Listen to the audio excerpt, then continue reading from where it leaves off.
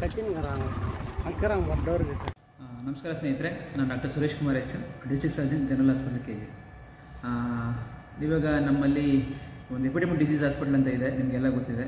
So ಇಡೀ ಕರ್ನಾಟಕದಲ್ಲಿ 2 hospital ಇರೋದು, ಒಂದು ನಮ್ಮಲ್ಲಿ ಒಂದಿದೆ, ಒಂದು ನಾರ್ತ್ ಕರ್ನಾಟಕದಲ್ಲೂ ಒಂದಿದೆ. ಸೊ ಸ್ನೇಹಿತರೆ, ಏನಾಗುತ್ತೆ ಅಂತೇಳಿ ಎಪಿಡೆಮಿಕ್ ಡಿಸೀಸ್ ಇವಾಗ ಏನಾಗುತ್ತೆ ಅಲ್ಲಿ ನಮ್ಮ ಡಾಕ್ಟರ್ ಸರಸ್ವತಿ ಅಂತ ಒಬ್ಬರು ಬಂದಿದ್ದಾರೆ.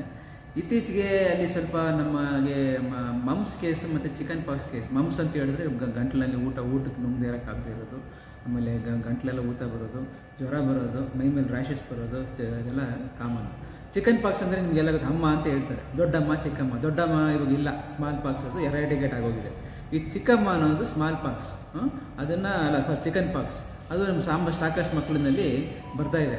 ಸೊ ಸ್ನೇಹಿತರೆ, ಆಮೇಲೆ ತಂದೆ ತಾಯಂದರೆ ಹೆದರ್ಕೊಳ್ಳೋದಿದೇನು ನೆಸಿಟಿ ಇಲ್ಲ. ನಾನು ಇದು ಬ್ಲೆಸ್ಸಿಂಗ್ ಅಂತಲೇ ಹೇಳ್ತೀನಿ. ಯಾಕಂದರೆ ಚಿಕನ್ ಪಾಕ್ಸು ಚಿಕ್ಕ ವಯಸ್ಸಲ್ಲಿ ಬಂದೋಗ್ಬಿಟ್ರೆ ಏನು ಸಮಸ್ಯೆ ಆಗೋಲ್ಲ. ಒಂದು ಸತಿ ಬಂದರೆ ಲೈಫ್ ಲಾಂಗ್ ಇಮ್ಯುನಿಟಿ ಇರುತ್ತೆ. ಸೊ ಮಗುಗೆ ಒಂದು ಲೈಫ್ ಲಾಂಗ್ ವಿತೌಟ್ ವ್ಯಾಕ್ಸಿನೇಷನ್, ದುಡ್ಡು ಖರ್ಚು ಮಾಡ್ದೇ ಚಿಕನ್ ಪಾಕ್ಸ್ ವ್ಯಾಕ್ಸಿನೇಷನ್ ಕೊಡ್ದೇನೆ ಮಕ್ಕಳಿಗೆ ಇಮ್ಯುನಿಟಿ ಬಂದುಬಿಡುತ್ತೆ. ಅದೇ ದೊಡ್ಡವ್ರಿಗೆ ಬಂದರೆ ಅದು ಸ್ವಲ್ಪ ಬ್ರೈನ್ ಇನ್ಫೆಕ್ಷನ್ ಆಗೋದು, ಜೀವಕ್ಕೆ ತೊಂದರೆ ಆಗೋದು ಜಾಸ್ತಿ ಇರುತ್ತೆ, ರಿಸ್ಕ್ ಜಾಸ್ತಿ ಇರುತ್ತೆ. ಸೊ ಹಂಗಾಗಿ ಅದು ಬರೋದು ಬ್ಲೆಸ್ಸಿಂಗೆ. ಬಟ್ ಎದುರ್ಕೊಳ್ಳೋಂಥದ್ದು ಏನಿಲ್ಲ ಅದರಲ್ಲಿ. ಎದುರ್ಕೊಂಡ್ರೆ ಬರುತ್ತೆ, ಸ್ವಲ್ಪ ಜ್ವರ ಇರುತ್ತೆ, ಮೈ ಮೇಲೆ ಗುಳ್ಳೆ ಬರುತ್ತೆ.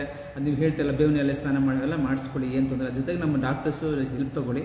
ಏನಾದರೂ ಆ್ಯಂಟಿಬಯೋಟಿಕ್, ಏನೋ ಪ್ಯಾರಾಸ್ಟಮಾಲ್ ಆಗಲಿ, ಸಿಂಪ್ಟಮ್ಯಾಟಿಕ್ ಟ್ರೀಟ್ಮೆಂಟ್ ಆಗಲಿ, ಆ್ಯಂಟಿಬಯೋಟಿಕ್ಸ್ ಆಗಲಿ, ಏನು ಬೇಸಿಕ್ ಟ್ರೀಟ್ಮೆಂಟ್ ಇದೆ ನಮ್ಮ ಡಾಕ್ಟರ್ಸು ನಮ್ಮ ಇಡಿ ಹಾಸ್ಪಿಟಲ್ನಲ್ಲಿ ಕೊಡ್ತಾ ಇದ್ದಾರೆ.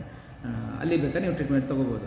ಬಟ್ ಏನಂದ್ರೆ ಒಂದು ಸ್ವಲ್ಪ ಇದು ಅಂದರೆ ಏನಾದರೂ ಎಲ್ಲ ಶಾಲಾ ಕಾಲೇಜು ಎಕ್ಸಾಮ್ಸ್ ಟೈಮ್ ಆಗ್ತಾಯಿದೆ.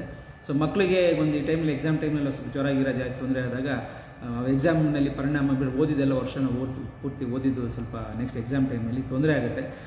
ನಾನು ಅದಕ್ಕೋಸ್ಕರ ಏನು ಹೇಳ್ತೀನಿ ಅಂತ ಹೇಳಿದ್ರೆ, ಒಂದೇ ಒಂದು ಪ್ರಿಕಾಷನ್ಸ್ ಏನು ಅಂತ ಹೇಳಿದ್ರೆ, ಈ ಚಿಕನ್ ಪಾಕ್ಸ್ ಬಂದಿರೋ ಮಕ್ಕಳನ್ನ ಬೇರೆ ಮಕ್ಕಳ ಜೊತೆ ಬೇರೆ ಬಿಡಬೇಡಿ. ಯಾಕಂದರೆ ಅದು ಸ್ಪ್ರೆಡ್ ಆಗುತ್ತೆ. ಸೊ ಸ್ಪ್ರೆಡ್ ಆಗಿ ತಿರ್ಗಿ ಆ ಮಗುಗೆ ಜ್ವರ ಬಂದು ತಿರ್ಗಿ 3-4 ದಿವಸ ಬೆಡ್ ಹಿಡ್ಕೊಂಡು ಮನ್ಬೇಕಾಗುತ್ತೆ.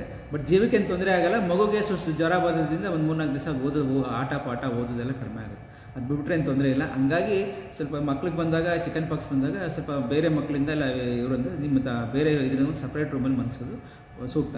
ಆಮೇಲೆ ಸ್ವಚ್ಛವಾದ ಆಹಾರ ಕೊಡಬೇಕು, ಎಸ್ಪೆಷಲಿ ಫ್ರೂಟ್ಸು. ಆಮೇಲೆ ಚೆನ್ನಾಗಿ ನೀರು ಕುಡಿಸ್ಬೇಕು.